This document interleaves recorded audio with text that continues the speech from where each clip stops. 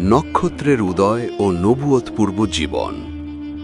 ইসলামের ইতিহাসে সূর্যোদয়ের আগে যে নক্ষত্রটি অন্ধকার আকাশে সবচেয়ে বেশি উজ্জ্বল হয়ে জ্বলে উঠেছিল তিনি হলেন উম্মুল মুমিনিন হজরত খাদিজা বিনতে খুয়াইলিদ রাদিয়াল্লাহু। যখন গোটা আরব জাহিলিয়াতের ঘোর অন্ধকারে নিমজ্জিত ছিল, যখন কন্যা সন্তানদের জীবন্ত কবর দেওয়া হতো এবং নারীর মর্যাদা ছিল ধূলিলুণ্ঠিত, ঠিক তখন মক্কার এই মহীয়সী নারী নিজের সুউচ্চ চরিত্র, প্রজ্ঞা এবং আভিজাত্য দিয়ে প্রমাণ করেছিলেন যে সত্য এবং পবিত্রতা কখনোই ম্লান হয় না। তিনি কেবল ইসলামের প্রথম নারীই ছিলেন না, বরং তিনি ছিলেন নবুয়তের প্রথম আশ্রয়, ইসলামের প্রথম অর্থনৈতিক পৃষ্ঠপোষক এবং রাসূলুল্লাহ সাল্লাল্লাহু আলাইহি ওয়াসাল্লামের জীবনের সবচেয়ে কঠিন সময়ের অকুতভয় সহযোদ্ধা। তার জীবন কোনো সাধারণ মানবী বা নিছক এক মহীয়সী নারীর গল্প নয়, বরং এটি আত্মত্যাগ, বিশ্বাস এবং নিঃস্বার্থ ভালোবাসার এক মহাকাব্য, যা কিয়ামত পর্যন্ত বিশ্ব মানবতার জন্য আলোকবর্তিকা হয়ে থাকবে। মক্কার তপ্ত বালুকা ধূসর পাহাড়গুলোর মাঝে যে বংশটি সবচেয়ে বেশি প্রভাব বিস্তার করেছিল সেটি হল কুরাইশ বংশ। এই বংশের বনু আসাদ শাখায় আনুমানিক 555 খ্রিস্টাব্দে জন্ম নেন এই মহীয়সী নারী। তার পিতা খুয়াইলিদ ইবনে আসাদ ছিলেন একজন সফল ব্যবসায়ী এবং গোত্রীয় নেতা। মাতার নাম ছিল ফাতিমা বিনতে জাইদ। শৈশব থেকেই খাদিজা রাদিয়াল্লাহু এমন এক পরিবেশে লালিত পালিত হয়েছেন যেখানে সততা এবং আভিজাত্যকে সবচেয়ে বেশি গুরুত্ব দেওয়া হতো। আরবের তৎকালীন সমাজে নারীর কোনো সুনির্দিষ্ট অবস্থান না থাকলেও খাদিজা রাদিয়াল্লাহু তার মেধা এবং ব্যক্তিত্বের মাধ্যমে নিজের জন্য এক অনন্য উচ্চতা তৈরি করেছিলেন। তৎকালীন আরব সমাজের অন্ধকার দিকগুলো তাকে স্পর্শ করতে পারেনি। মক্কার পঙ্কিল সমাজ ব্যবস্থার মাঝেও তিনি নিজের চরিত্রকে এতটাই নিষ্কলুষ রেখেছিলেন যে আরবের সাধারণ মানুষ থেকে শুরু করে বড় বড় নেতারাও তাকে তাহেরা বা পবিত্রা বলে সম্বোধন করতেন। তৎকালীন আরবে যেখানে কন্যা সন্তান জন্ম নেওয়াকে লজ্জার বিষয় মনে করা হতো, সেখানে একজন নারী তার চারিত্রিক দৃঢ়তার মাধ্যমে পুরো মক্কার শ্রদ্ধা অর্জন করেছিলেন। এটি ছিল এক অলৌকিক ব্যাপার। তার মেধা কেবল চারিত্রিক পবিত্রতাতেই সীমাবদ্ধ ছিল না, বরং তিনি ছিলেন একজন অত্যন্ত দূরদর্শী ব্যবসায়ী। পিতার মৃত্যুর পর তিনি বিশাল ব্যবসায়িক সাম্রাজ্যের হাল ধরেন। তার বাণিজ্যিক কাফেলা যখন সিরিয়া বা ইয়েমেনের পথে যাত্রা করত, তখন মক্কার অন্যান্য সমস্ত ব্যবসায়ীদের সম্মিলিত কাফেলার আকারও তার একক কাফেলার সমান হতো না। তবে তিনি কেবল মুনাফা অর্জনের পেছনে ছুটতেন না, তার ব্যবসার মূল ভিত্তি ছিল সততা। তিনি নিজে সফরে মা গিয়ে অভিজ্ঞ এবং বিশ্বস্ত প্রতিনিধিদের মাধ্যমে ব্যবসা পরিচালনা করতেন। তার এই ব্যবসায়িক দূরদর্শিতা এবং সফলতার কারণে মক্কাবাসীরা তাকে আমিরাতু কুরাইশ বা কুরাইশদের রাজকুমারী বলে ডাকত। ধন সম্পদ তাকে অহংকারী করেনি, বরং তিনি তার উপার্জিত অর্থের একটি বড় অংশ বিধবা, এতিম এবং নিঃস্বদের পেছনে ব্যয় করতেন। মুহাম্মদ সাল্লাল্লাহু আলাইহি ওয়াসাল্লামের সাথে পরিচয়ের আগে খাদিজা রাদিয়াল্লাহু আনহায়ের বিবাহিত জীবন ছিল বৈচিত্র্যময়। তিনি প্রথমে আবু হালা ইবনে জারারার সাথে বিবাহ বন্ধনে আবদ্ধ হন। এই সংসারে তার 2 সন্তান ছিল। স্বামীর মৃত্যুর পর তিনি আতিক বিন আইজ মখজুমির সাথে বিবাহ বন্ধনে আবদ্ধ হন, কিন্তু সেখানেও বিধাতা তাকে বেশি দিন সংসারী থাকতে দেননি। আরবের বিখ্যাত সব গোত্রপতিরা যখন তাকে জীবনসঙ্গিনী হিসেবে পাওয়ার জন্য উদগ্রীব ছিলেন, তখন খাদিজা রাদিয়াল্লাহু আনহা অত্যন্ত বিনয়ের সাথে তাদের প্রত্যাখ্যান করেন। তিনি তার একাকী জীবন এবং ব্যবসাকেই প্রাধান্য দিচ্ছিলেন। ঠিক এমন এক সময় মক্কার আকাশে এক নতুন সূর্যের আভাস পাওয়া গেল। তিনি হলেন আবদুল্লাহর পুত্র মুহাম্মদ। আরবের মানুষ যখন মিথ্যা আর প্রতারণায় মগ্ন, তখন মুহাম্মদ সাল্লাল্লাহু আলাইহি ওয়াসাল্লাম তার অসামান্য চরিত্র, আমানতদারি এবং সত্যবাদিতার মাধ্যমে আল আমিন উপাধি লাভ করেছিলেন। খাদিজা রাদিয়াল্লাহু আনহায়ের কাছে যখন মুহাম্মদ সাল্লাল্লাহু আলাইহি ওয়াসাল্লামের গুণের কথা পৌঁছল, তিনি অভিভূত হলেন। তিনি তার ব্যবসার জন্য একজন বিশ্বস্ত মানুষের খোঁজ করছিলেন, চাচার পরামর্শে মোহাম্মদ সাল্লাল্লাহু আলাইহি ওয়াসাল্লাম খাদিজা রাদিয়াল্লাহু আনহায়ের ব্যবসায়িক প্রতিনিধি হিসেবে সিরিয়া সফরে যাওয়ার প্রস্তাব গ্রহণ করলেন। খাদিজা রাদিয়াল্লাহু আনহা মোহাম্মদ সাল্লাল্লাহু আলাইহি ওয়াসাল্লামের সাথে তার বিশ্বস্ত দাস মায়সারাকে পাঠিয়েছিলেন। সিরিয়া সফরের প্রতিটি পদে পদে মায়সারা লক্ষ্য করলেন যে মোহাম্মদ সাল্লাল্লাহু আলাইহি ওয়াসাল্লাম সাধারণ কোনো মানুষ নন। তার উপস্থিতিতে মায়সারা লক্ষ্য করলেন যে মরুভূমির তপ্ত দুপুরে একখণ্ড মেঘ সারাক্ষণ তার মাথার ওপর ছায়া দিয়ে চলত। তার সততা এবং লেনদেনের স্বচ্ছতা দেখে সিরিয়ার ব্যবসায়ীরাও মুগ্ধ হয়েছিল। সফর শেষে মক্কায় ফিরে এসে মায়সারা যখন খাদিজা রাদিয়াল্লাহু আনহায়ের কাছে এই অলৌকিক ঘটনাবলী এবং মোহাম্মদ সাল্লাল্লাহু আলাইহি ওয়াসাল্লামের অনুপম আচরণের বর্ণনা দিলেন, তখন খাদিজা রাদিয়াল্লাহু আনহায়ের অন্তরে এক গভীর ভক্তি ও শ্রদ্ধার জন্ম নিল। তিনি বুঝতে পারলেন যে এই যুবক সেই মহামানব হওয়ার যোগ্যতা রাখেন যার আগমনের কথা আরবের জ্ঞানীরা মাঝে মাঝেই আলোচনা করে থাকে। খাদিজা রাদিয়াল্লাহু আনহায়ের অন্তরে এক বিচিত্র ব্যাকুলতা তৈরি হল। তিনি তার বান্ধবী নাফিসার মাধ্যমে মোহাম্মদ সাল্লাল্লাহু আলাইহি ওয়াসাল্লামের কাছে বিবাহের প্রস্তাব পাঠালেন। এই প্রস্তাবটি ছিল আরবের প্রথার বাইরে, কারণ সাধারণত পুরুষের পক্ষ থেকেই বিয়ের প্রস্তাব আসত। কিন্তু খাদিজা রাদিয়াল্লাহু আনহা জানতেন যে অমূল্য রত্ন খুঁজে পেতে হলে লোকলজ্জার ঊর্ধ্বে উঠতে হয়। মোহাম্মদ সাল্লাল্লাহু আলাইহি ওয়াসাল্লাম তার চাচা আবু তালিবের সাথে পরামর্শ করে এই প্রস্তাব গ্রহণ করলেন। মক্কার এক অনাড়ম্বর অনুষ্ঠানে তাদের বিবাহ সম্পন্ন হল। বিয়ের সময় খাদিজা রাদিয়াল্লাহু আনহার বয়স ছিল 40 বছর, আর মুহাম্মদ সাল্লাল্লাহু আলাইহি ওয়াসাল্লামের বয়স ছিল 25 বছর। বয়সের এই বিশাল ব্যবধান তাদের আত্মার বন্ধনে কোনো বাধা হতে পারেনি। বিবাহের পর খাদিজা রাদিয়াল্লাহু আনহা তার সমস্ত সম্পদ তার স্বামীর পায়ের কাছে ঢেলে দিলেন। তিনি ঘোষণা করলেন যে আজ থেকে তার যা কিছু আছে সব মুহাম্মদ সাল্লাল্লাহু আলাইহি ওয়াসাল্লামের। কিন্তু মুহাম্মদ সাল্লাল্লাহু আলাইহি ওয়াসাল্লাম সেই সম্পদ বিলাসিতায় ব্যয় না করে গরিব দুঃখীদের সেবায় উৎসর্গ করলেন। শুরু হলো এক শান্তিময় ও স্বর্গীয় দাম্পত্য জীবন। এই দম্পতি একে অপরের পরিপূরক হয়ে উঠেছিলেন। মুহাম্মদ সাল্লাল্লাহু আলাইহি ওয়াসাল্লাম যখন ধ্যানের সন্ধানে হীরা গুহায় দিনের পর দিন কাটিয়ে দিতেন, তখন খাদিজা রাদিয়াল্লাহু আনহা নিজ হাতে খাবার তৈরি করে পাহাড়ের পাদদেশে পৌঁছে দিয়ে আসতেন। মরুভূমির উত্তপ্ত আবহাওয়া আর খাড়া পাহাড় বেয়ে ওঠার সেই কষ্ট তিনি হাসি মুখে সয়ে নিতেন, কেবল তার প্রিয়তম স্বামী সন্তুষ্টির জন্য। তাদের দাম্পত্য জীবনে একে একে অনেকগুলো সন্তান এলো।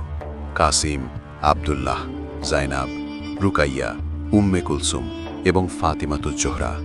যদিও দুই পুত্র সন্তান শৈশবেই মারা গিয়েছিলেন, কিন্তু কন্যা সন্তানদের লালন পালনের ক্ষেত্রে খাদিজা রাদিয়াল্লাহু যে মমত্ববোধ এবং শিক্ষার পরিচয় দিয়েছিলেন, তা ছিল আরবের বুকে এক অনন্য উদাহরণ। তাদের ঘরটি ছিল শান্তির এক নীড়। এরপর এলো সেই মাহেন্দ্রক্ষণ যা মানব ইতিহাসের গতিপথ চিরতরে বদলে দিল। নবুয়তের 10 বছর আগের সেই দীর্ঘ সময়গুলোতে মুহাম্মদ সাল্লাল্লাহু আলাইহি ওয়াসাল্লাম একাকিত্বের সন্ধানে হেরা গুহায় নিমগ্ন থাকতেন। একদিন যখন জিব্রাইল আলাইহিসসালাম ওহী নিয়ে এলেন, তখন মুহাম্মদ সাল্লাল্লাহু আলাইহি ওয়াসাল্লাম প্রচণ্ড ভীত হয়ে ঘরে ফিরলেন।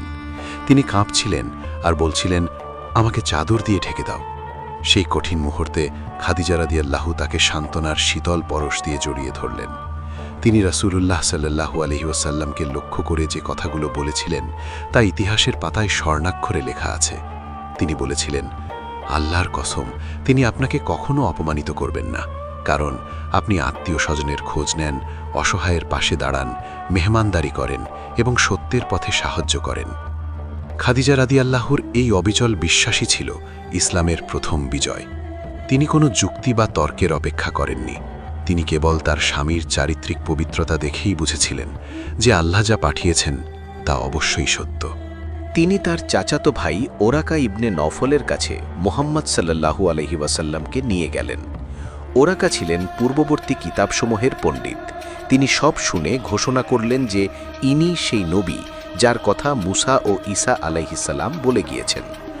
খাদিজা রাদিয়াল্লাহু আনহা সেই মুহূর্তেই আনুষ্ঠানিকভাবে ইসলাম গ্রহণ করলেন এবং হয়ে উঠলেন ইতিহাসের প্রথম মুসলিম নারী। এরপর শুরু হলো এক অগ্নি পরীক্ষার জীবন। মক্কার কুরাইশরা যখন জানতে পারল যে মুহাম্মদ সাল্লাল্লাহু আলাইহি ওয়াসাল্লাম একত্ববাদের দাওয়াত দিচ্ছেন, তখন তারা তার চরম শত্রুতে পরিণত হলো। যারা একসময় তাকে আল আমিন বলে ডাকত, তারাই এখন তাকে জাদুকর ও পাগল বলে গালি দিতে লাগল। এই দুঃসময়ে খাদিজা রাদিয়াল্লাহু আনহা ছিলেন রাসূলুল্লাহ সাল্লাল্লাহু আলাইহি ওয়াসাল্লামের প্রধান স্তম্ভ। যখন বাইরের মানুষের গালি ও লাঞ্ছনায় রাসূলুল্লাহ সাল্লাল্লাহু আলাইহি ওয়াসাল্লাম ক্ষতবিক্ষত হয়ে ঘরে ফিরতেন, খাদিজা রাদিয়াল্লাহু আনহা তখন মমতাপূর্ণ হাত বুলিয়ে সব কষ্ট ভুলিয়ে দিতেন। তিনি তার সমস্ত সম্পদ ইসলামের দাওয়াতের কাজে বিলিয়ে দিলেন। ইসলামের প্রাথমিক প্রচারের সময় যখন মুসলমানদের কোনো অর্থনৈতিক ভিত্তি ছিল না, তখন খাদিজা রাদিয়াল্লাহু আনহার ধনভাণ্ডারই ছিল একমাত্র ভরসা।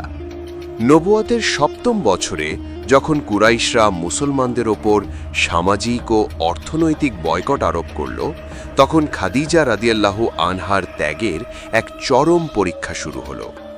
বনু হাসিম ও বনু মুত্তালিব গোত্রকে শেব এ আবি তালিব নামক এক শুষ্ক পাহাড়ের গিরিসংকটে অবরুদ্ধ করে রাখা হলো। ৩ বছর দীর্ঘ এই কারাবাসে খাদিজা রাদিয়াল্লাহু আনহা অকল্পনীয় কষ্ট সহ্য করেছেন। আরবের সবচাইতে ধনী নারী হওয়ার পরেও তিনি সেখানে গাছের পাতা আর চামড়া চিবিয়ে দিন কাটিয়েছেন। বয়সের ভারে নুব্জ এই মহিয়সী নারী প্রচণ্ড ক্ষুধার জ্বালা সয়েছেন, কিন্তু একটিবারের জন্যেও তার স্বামীর সাথে অভিযোগ করেননি। তার এই অটল ধৈর্য দেখে কুরাইশরাও অবাক হয়ে যেত।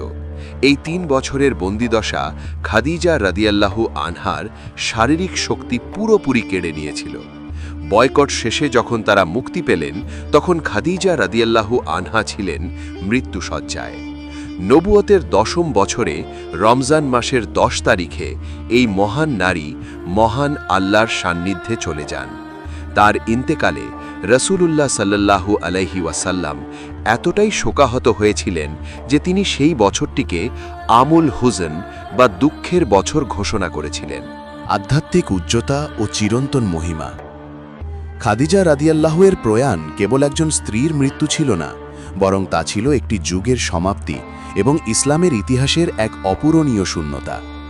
রাসূলুল্লাহ সাল্লাল্লাহু আলাইহি ওয়াসাল্লাম তার জীবনের পরবর্তী সময়ে অনেক বিবাহ করেছেন, কিন্তু খাদিজা রাদিয়াল্লাহু এর স্মৃতি তার হৃদয় থেকে এক মুহূর্তের জন্যেও ম্লান হয়নি। এই মহান নারীর আধ্যাত্মিক মর্যাদার দিকে তাকালে আমরা দেখতে পাই যে তিনি কেবল পৃথিবীর মানুষের কাছেই প্রিয় ছিলেন না, বরং আসমানের অধিবাসীদের কাছেও ছিলেন অত্যন্ত সম্মানিত। একবার হযরত জিবরাইল আলাইহিসাল্লাম রাসূলুল্লাহ সাল্লাল্লাহু আলাইহি ওয়াসাল্লামের কাছে ওয়াহি নিয়ে এলেন এবং বললেন যে আল্লাহ তাআলা খাদিজাকে সালাম জানিয়েছেন। চিন্তা করলে শরীর শিহরিত হয় যে মহাবিশ্বের স্রষ্টা স্বয়ং একজন মানবীকে সালাম পাঠাচ্ছেন। এটি কোনো সাধারণ অর্জন ছিল না, এটি ছিল তার সেই অটল বিশ্বাস এবং ত্যাগের প্রতিদান যা তিনি ইসলামের সূচনা লগ্নে প্রদর্শন করেছিলেন। জিবরাইল আলাইহিসাল্লাম আরও সংবাদ দিয়েছিলেন যে জান্নাতে খাদিজার জন্য এমন একটি স্বর্ণখচিত প্রাসাদ তৈরি করা হয়েছে যেখানে কোনো কোলাহল নেই এবং কোনো ক্লান্তি তাকে স্পর্শ করবে না। এই সুসংবাদটি ছিল তার সেই জীবনের প্রতিচ্ছবি যেখানে তিনি সারাক্ষণ মক্কার কাফেরদের গালিগালাজ, আক্রমণ এবং সংসারের অভাব অনটনের মাঝেও রাসূলুল্লাহ সাল্লাল্লাহু আলাইহি ওয়াসাল্লামের জন্য শান্তির এক নীড় তৈরি করে রেখেছিলেন। খাদিজা রাদিয়াল্লাহু তাআলার চরিত্রের অন্যতম প্রধান বৈশিষ্ট্য ছিল তার অসামান্য ধৈর্য ও বুদ্ধিমত্তা। নবুয়ত পরবর্তী মক্কায় যখন চারদিকে শত্রুতা ছড়িয়ে পড়েছিল, তখন রাসূলুল্লাহ সাল্লাল্লাহু আলাইহি ওয়াসাল্লাম মানসিকভাবে প্রচণ্ড চাপের মুখে থাকতেন। সেই সময়ে খাদিজা রাদিয়াল্লাহু তাআলা আনহা যে পরম মমতায় তাকে আগলে রাখতেন তা আধুনিক মনোবিজ্ঞানের দৃষ্টিতেও এক বিস্ময়। তিনি জানতেন কখন নীরব থাকতে হয় এবং কখন সান্ত্বনার বাণী শোনাতে হয়। হেরা গুহা থেকে ফিরে আসা সেই ভীত সন্ত্রস্ত স্বামীকে তিনি যখন জাম্মিলুনি বা চাদর দিয়ে ঢেকে দাও অবস্থায় দেখলেন, তখন তিনি কেবল তার সেবা করেননি, বরং তার মহৎ গুণাবলী স্মরণ করিয়ে দিয়ে তার আত্মবিশ্বাস ফিরিয়ে দিয়েছিলেন। এটি ছিল একজন আদর্শ স্ত্রীর সর্বোচ্চ বুদ্ধিমত্তার পরিচয়। খাদিজা রাদিয়াল্লাহু তাআলা আনহা বুঝতে পেরেছিলেন যে তার স্বামী এক বিশাল দায়িত্বের বোঝা কাঁধে তুলে নিয়েছেন এবং এই পথে তার প্রধান কাজ হবে রাসূলের মানসিক প্রশান্তির নিশ্চয়তা প্রদান করা। এ কারণেই রাসূলুল্লাহ সাল্লাল্লাহু আলাইহি ওয়াসাল্লাম বলতেন যে দুনিয়ার সবচাইতে উত্তম সম্পদ হল একজন নেককার স্ত্রী, আর তার চোখে সেই শ্রেষ্ঠত্বের মানদণ্ড ছিলেন স্বয়ং খাদিজা রাদিয়াল্লাহু তাআলা আনহা। রাসূলুল্লাহ সাল্লাল্লাহু আলাইহি ওয়াসাল্লামের প্রতি খাদিজা রাদিয়াল্লাহু তাআলার আনুগত্য ছিল প্রশ্নাতীত। মক্কার ধনাঢ্য ব্যবসায়ী থেকে তিনি যখন শেবে আবি তালিবে নিঃস্ব বন্দী হিসেবে দিন কাটাচ্ছিলেন, তখন তার আভিজাত্য বা পূর্বের বিলাসী জীবনের জন্য কোনো আক্ষেপ ছিল না। তিনি জানতেন যে তার সম্পদ আল্লাহর সন্তুষ্টির জন্যই ব্যয় হচ্ছে। ইসলামের ইতিহাসে অর্থনৈতিক জিহাদের প্রথম সেনাপতি ছিলেন তিনি। তার সম্পদ যদি ইসলামের পেছনে ব্যয় না হতো, তবে মক্কার দরিদ্র মুসলিমদের জন্য টিকে থাকা প্রায় অসম্ভব হয়ে পড়ত।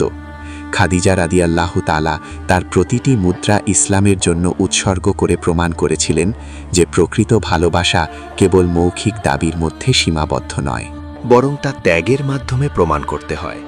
রাসূলুল্লাহ সাল্লাল্লাহু আলাইহি ওয়াসাল্লাম যখন তার পরবর্তী জীবনেও খাদিজার কথা স্মরণ করতেন, তখন তিনি বারবার তার এই নিঃস্বার্থ আর্থিক সহায়তার কথা উল্লেখ করতেন। হযরত আয়েশা রাদিয়াল্লাহু আনহা একদা রাসূলুল্লাহ সাল্লাল্লাহু আলাইহি ওয়াসাল্লামের এই অতিমাত্রায় খাদিজা স্মরণ দেখে কিঞ্চিত ঈর্ষান্বিত হয়ে বলেছিলেন যে আল্লাহ তো আপনাকে তার চেয়ে ভালো স্ত্রী দান করেছেন।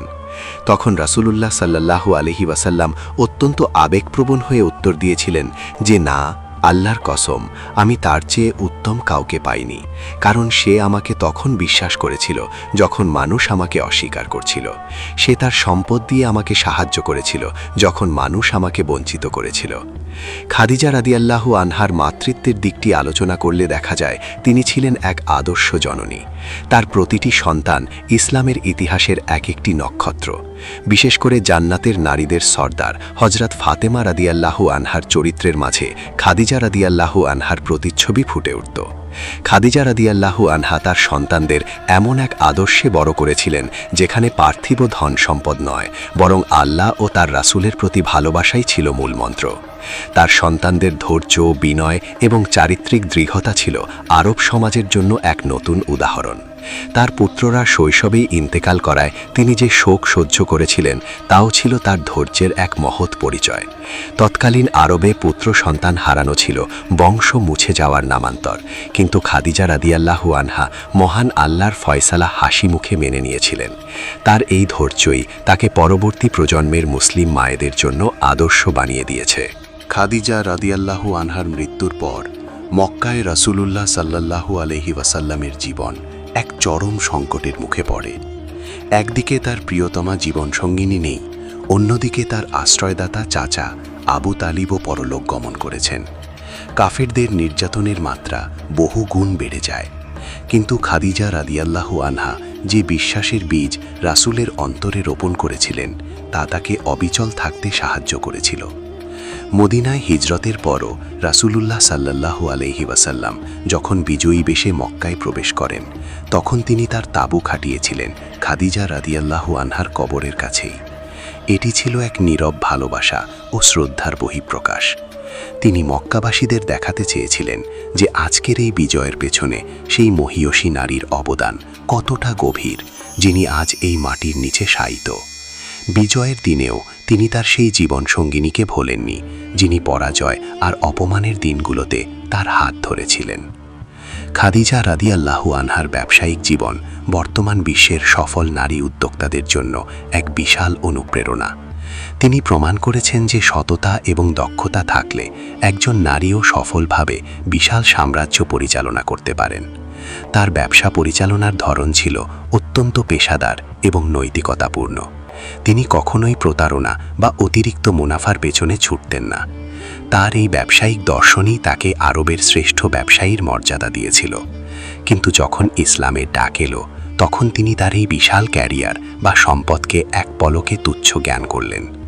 এটি আমাদের শেখায় যে পার্থিব সফলতা জীবনের লক্ষ্য হতে পারে না, বরং সেই সফলতাকে মহান কোনো আদর্শের জন্য ব্যয় করাই হলো সার্থকতা। তিনি ছিলেন এমন একজন নারী যিনি একদিকে নিজের ব্যক্তিত্বের জোরে সমাজ শাসন করেছেন, আবার অন্যদিকে নিজের কোমলতা দিয়ে একটি সুখী পরিবার পরিচালনা করেছেন। আধুনিক সমাজে নারীদের অধিকার এবং মর্যাদা নিয়ে অনেক আলোচনা হয়, কিন্তু ১৫০০ বছর আগে খাদিজা রাদিয়াল্লাহু তাআলা আনহা যা করে দেখিয়েছেন তা আজও অদ্বিতীয়।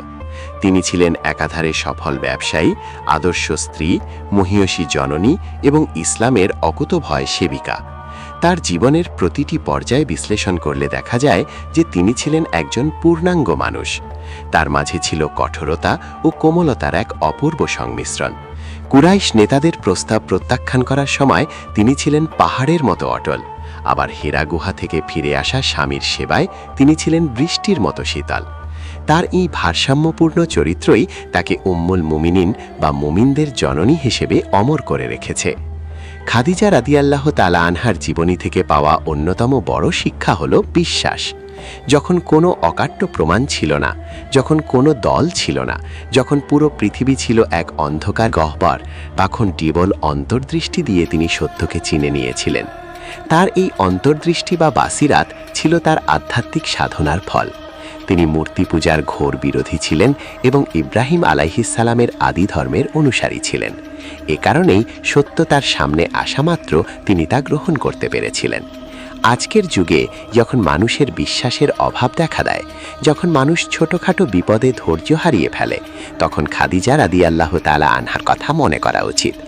৩ বছর একটি গিরি সংকটে বন্দী থেকে গাছের পাতা চিবিয়ে দিন কাটানো সত্ত্বেও যার ঈমান এক বিন্দু টলেনি, তিনিই তো প্রকৃত মুমিন। খাদিজা রাদিয়াল্লাহু তাআলার প্রতি রাসূলুল্লাহ সাল্লাল্লাহু আলাইহি সাল্লামের ভালোবাসার গল্পগুলো আজও মুমিনদের অশ্রুসিক্ত করে। হযরত আয়েশা রাদিয়াল্লাহু তাআলা আনহা বলতেন যে রাসূলুল্লাহ সাল্লাল্লাহু আলাইহি সাল্লাম যখনই কোনো বকরি জবাই করতেন, তিনি বলতেন, খাদিজার বান্ধবীদের বাড়িতে এর গোশত পৌঁছে দাও। তিনি খাদিজার বন্ধুদের প্রতিও দয়ালু ছিলেন, কারণ তারা তার প্রিয়তমা স্ত্রীর সাথে সময় কাটাত। একবার খাদিজা রাদিয়াল্লাহু তাআলা আনহার বোন হালা বিনতে খুয়াইলিদ দরবারে অনুমতি চাইলেন। হালার কণ্ঠস্বর ছিল অনেকটা খাদিজার মতো। সেই কণ্ঠ শুনে রাসূলুল্লাহ সাল্লাল্লাহু আলাইহি সাল্লাম আবেগপ্রবণ হয়ে পড়লেন এবং চিৎকার করে উঠলেন, হে আল্লাহ, এটি তো হালা। এই ঘটনাটি প্রমাণ করে যে খাদিজার স্মৃতি তার স্মৃতির প্রতিটি তন্তুতে মিশেছিল। তিনি খাদিজাকেই কেবল একটি সুন্দর স্মৃতি হিসেবে নয়, বরং তার জীবনের অস্তিত্বের অংশ হিসেবে লালন করতেন। বলা যায়, হযরত খাদিজা রাদিয়াল্লাহু তাআলা আনহার জীবন কোনো নির্দিষ্ট শব্দ সংখ্যা বা সীমানায় আবদ্ধ করা সম্ভব নয়। তিনি ছিলেন ইসলামের ইতিহাসের প্রথম প্রভাতী তারা। তার ত্যাগের উপর দাঁড়িয়েই গড়ে উঠেছে আজকের এই বিশাল মুসলিম উম্মাহ। তিনি আমাদের শিখিয়েছেন কিভাবে ভালোবাসতে হয়, কিভাবে ত্যাগ করতে হয় এবং কিভাবে প্রতিকূল পরিবেশে নিজের বিশ্বাসকে ধরে রাখতে হয়। মক্কার জান্নাতুল মুআল্লায় যেখানে তিনি চিরনিদ্রায় শায়িত আছেন, সেই মাটি আজও এই মহিয়সী নারীর ত্যাগের সাক্ষী দিচ্ছে। কিয়ামা পর্যন্ত যত মানুষ ইসলাম গ্রহণ করবে, তাদের প্রত্যেকের সওয়াবের একটি অংশ এই উম্মুল মুমিনিন খাদিজা রাদিয়াল্লাহু আনহার আমলনামায় পৌঁছাবে, কারণ তিনিই ছিলেন সেই প্রথম নারী যিনি ইসলামের প্রদীপটি জ্বালিয়েছিলেন। তার জীবন আমাদের জন্য এক অনন্ত শিক্ষার উৎস। হে আল্লাহ, আপনি এই মহান নারীকে জান্নাতের সর্বোচ্চ মর্যাদা দান করুন এবং আমাদের সকলকে তার পদাঙ্ক অনুসরণ করে জীবন গড়ার তৌফিক দান করুন। আমিন।